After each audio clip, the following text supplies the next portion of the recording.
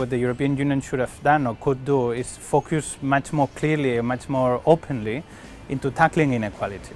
Latin America is a region still in the Caribbean with very high inequality levels by any world standards, and the European Union is has one of the lowest inequalities. So this would clearly be the comparative advantage of European Union and member states to help countries tackle inequality where they want and where they do it. Latin America has done it in the last 10-15 years. Our new data shows that they have reduced inequality in many countries. So European Union could actually just be more open about what it does, label it fight against inequality, and take it as its comparative advantage.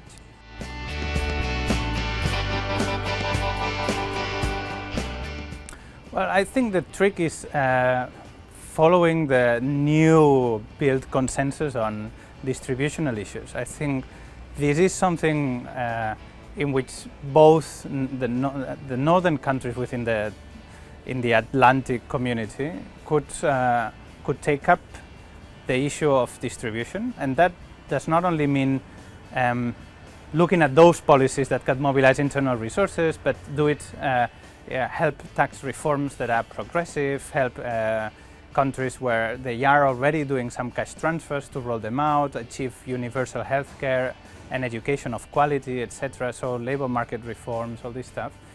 But also, I think in order to be able to do that, and in order for these countries to be able to do policies that make sense, that are evidence-based, I think one important contribution the northern countries could do is help fund and promote better data access, more quality data, so that actually you have the instruments and the database that would allow you to produce the right policies. This is being done in many of the countries, so it's not that Latin American countries are far behind like you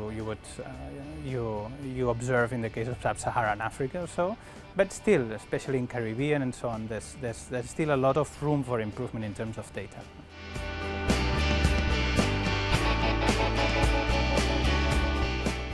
Well, using aid policies as a regional integration tool, I think it's something that has worked in the European Union in the past. We've seen this with the social cohesion funds, of which Spain benefited for a very long time. This is a way of showing solidarity across the borders in a region. This is the way that people can actually feel responsible for each other beyond the national boundaries. So, plus, the moment this development cooperation facilitates the homogenization of systems, of methodologies, of policies to a certain degree, then that is creating the integration itself.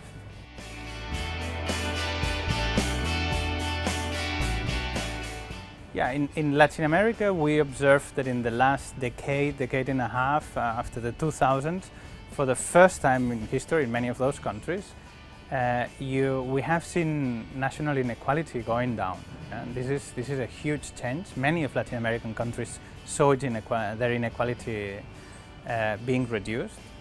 And this was due to, I would say, purposeful commitments. So they really pursued policies that would decrease inequality. And at the same time, they had a bit of good luck because there was high commodity prices and so on. But many of them really took advantage of that situation to actually decrease inequality.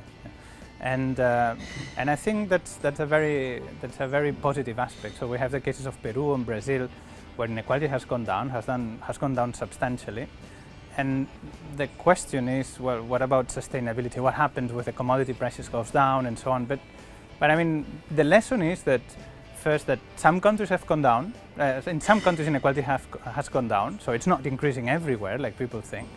The other lesson is that if you try, you can manage, right? So in European Union, some countries decrease Gini by 20 points every year just by progressive taxation and social expenditure. So if one manages to do this in a sustainable manner, then we would observe, hopefully, further decreases in inequality in Latin America and Caribbean.